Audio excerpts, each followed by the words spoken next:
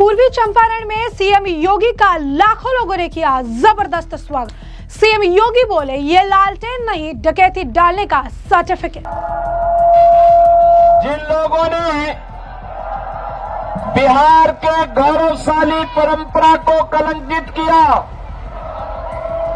कांग्रेस और या आरजेडी, ये दोनों बराबर के पाप के भागीदार हैं। जिन्होंने बिहार को बांटा है, बिहार को लूटा है, बिहार के नौजवानों के सामने पहचान का संकट इन्होंने खड़ा किया। सीएम योगी बोले जो राम का है वही हमारे काम का है, जो राम का नहीं वो किसी काम का नहीं। बिहार विधानसभा चुनाव में मुख्यमंत्री योगी आदित्यनाथ की ताबड़तोड़ रैलियां हो रही है और इसी क्रम में सीएम योगी आदित्यनाथ ने पहले वेस्ट चंपारण और उसके बाद ईस्ट चंपारण के अलग अलग जगहों पर जो है जनसभा को संबोधित किया। चाहे रक्सौल हो या ढाका, हर जगह सीएम योगी आदित्यनाथ को लेकर जनता के अंदर भारी भरकम उत्साह देखने के लिए मिला। यहाँ तक कि जनता वहां पर लाखों की संख्या में जो है जमावड़ा लगाती नजर आई और इस दौरान इतनी ज्यादा उत्साह लोगों के बीच देखने के लिए मिला कि वो योगी को देखकर कुछ ना कुछ अपने तरफ से कहते, नारे लगाते देखे। जरा देखिए किस तरीके से सीएम योगी आदित्यनाथ को लेकर बिहार की जनता में दिख रहा ये भारी जन सैलाब और साथ ही साथ जो है ये प्यार, ये विश्वास और आप कह सकते हैं कि एक तरह से लोगों के अंदर जो है एक्साइटमेंट कितनी ज्यादा सीएम योगी को लेकर देखने के लिए मिल रही है। आराम से अपनी अपनी जगह रहो बस।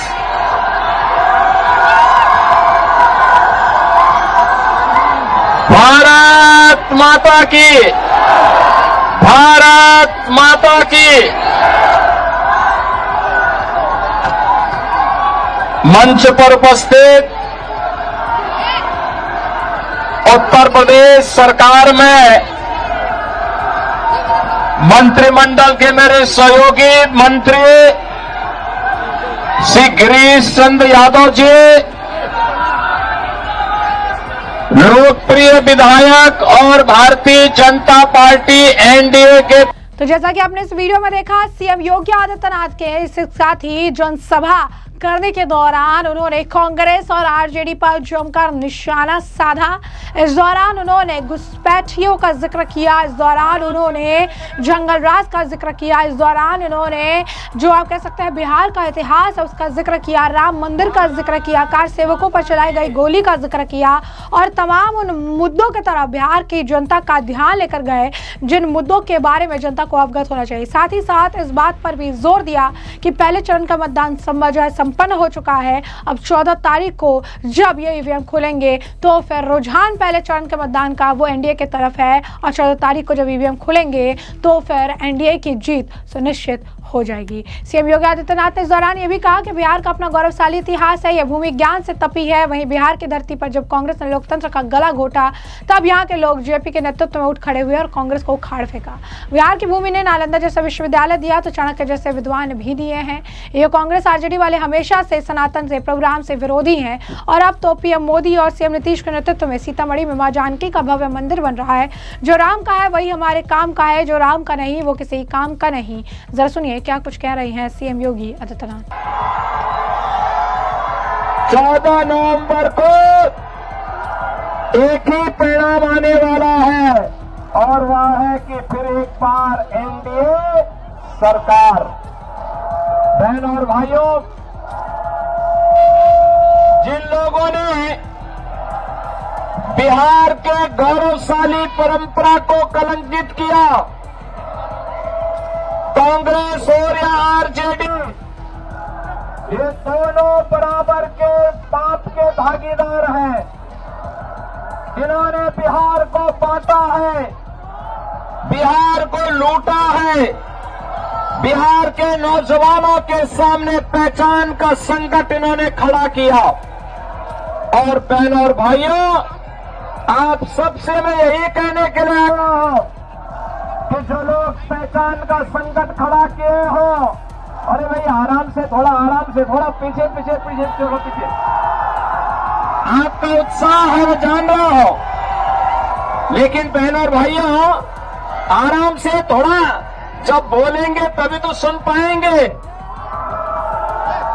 इसीलिए आराम से, तो जहां खड़ा है आराम से बैठिए, तो जाए वहीं बैठ जाए।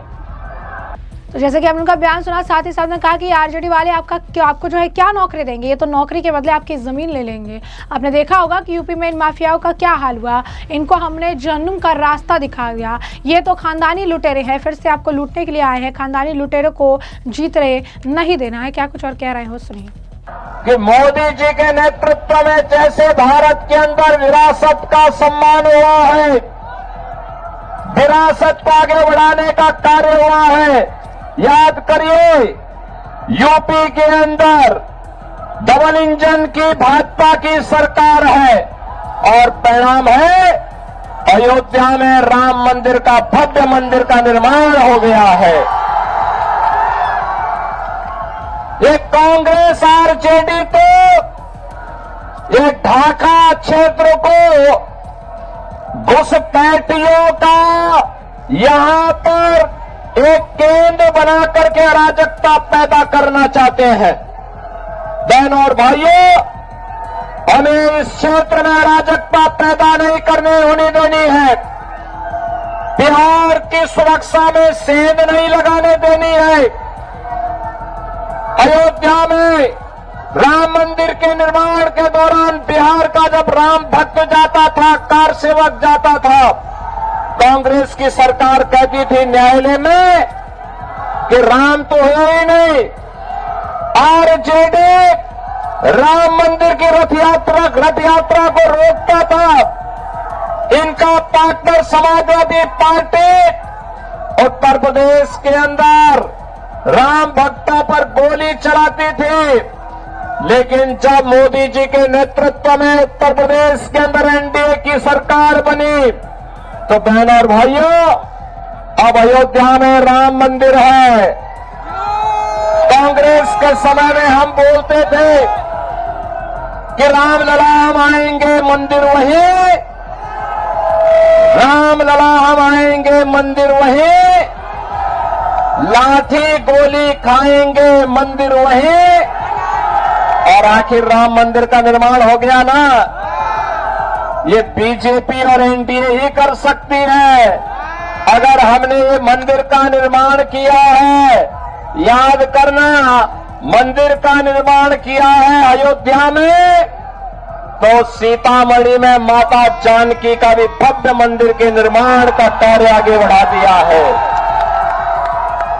आज बिहार के साथ साथ पूरे देश के अंदर 80 करोड़ लोग राशन की सुविधा का लाभ प्राप्त कर रहे हैं। आज बहनों और भाइयों, 50 करोड़ लोगों को 5 लाख रुपए की स्वास्थ्य की मुफ्त सुविधा प्राप्त हो रही है। 40 करोड़ लोगों के बैंक में खाते खुल गए हैं। 12 करोड़ गरीबों के घर में शौचालय, 12 करोड़ अन्नदाता किसानों को किसान सम्मान निधि का लाभ, 10 करोड़ गरीबों के घर में रसोई गैस का कनेक्शन, 4 करोड़ गरीबों के मकान और 3 करोड़ लोगों को फ्री में बिजली के कनेक्शन, ये मोदी जी के नेतृत्व में एनडीए सरकार ने दिया है। बहनों और भाइयों, विरासत भी है, विकास भी है और गरीबों का कल्याण भी, और ये तब हो पाया है जब एकजुट होकर के आप सबने मोदी जी का सहयोग किया है, समर्थन किया है। और मैं तो आपसे कहने के लिए आया हूं, स्वर्णिम बिहार के लिए बंटना नहीं है, बटेंगे तो